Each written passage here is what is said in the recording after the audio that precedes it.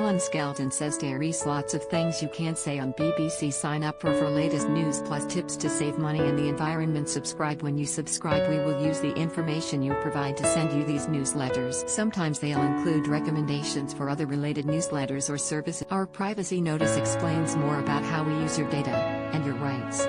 You can unsubscribe at any. BBC Radio 4's Woman's Hour host Emma Barnett interviewed Zahra Mohammed, who became the first woman to lead the Muslim Council of Britain at the start of the year, on FIC. But this segment has been heavily criticized for being strikingly hostile and combative, with campaigners calling for Boris Johnson to intervene. Rebecca Ryan, campaign director of Defund the BBC, told Express.co.uk, the BBC uses this gotcha-style interview technique all too frequently, particularly with those they view to be concerned. It leads to programming that is utterly lacking in nuance and depth, feeding into the polarization of society that the corporation so often complains of. When other channels use this combative interview technique, listeners are free to vote with their feet, but the BBC's current funding model leaves it insulated from customer dissatisfaction. The BBC no longer meets its obligation to deliver journalistic excellence, as set out in its charter, and so it is time for the broadcaster to be made to stand on its own feet financially. The comments from the campaign group come after 200 public figures signed an open letter condemning the signatories claim the line of questioning in Ms. Mohammed's interview reinforced damaging and prejudicial tropes about Islam and Muslim. Writers Yasmin Abdel-Magid and Mariam Khan organized the letter, which has been signed by Tory peer Saida Warsi, Labour MPs Diana Abadan Nesha,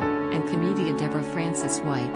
The Guardian has Ms. Mohammed, too, was invited on the radio show after becoming the organization's first female leader, as well as its trending. But in the interview, Ms. Barnett repeatedly asked her guest about the number of female imams in the country, something that the host has been The letter notes, despite Mohammed's repeated claims that religious adjudication was not within the parameters of her role leading a civil society organization, Barnett asked the question about female imams 4 times, each time interrupting Mohammed's answer. The framing of the interview and clipping up of the female imam segment for social media mirrored the style and tone of an accountability interview with a politician, rather than authentically recognizing and engaging in what this represented for British. Moreover, the false equivalence between imams with rabbis and priests in a religion that has no clergy reflected a basic lack of religious literacy needed for authentic engagement with British Muslim communities. Other leading figures who have signed the letter include Nikesh Shukla, author and editor of The Good Immigrant, Rizal Kicks Jordan Stevens, the theologian Dr. Amina Wadud, and media company Gal. In total, 200 people have signed the letter. The letter calls on the BBC to issue a public statement recommitting to engaging with Muslim women and those from historically marginalized communities in good faith, commit to recruiting Muslims in leadership and commissioning roles, and ensure programs have diverse production and editorial teams. Its authors note Muslim voices are underrepresented across the BBC.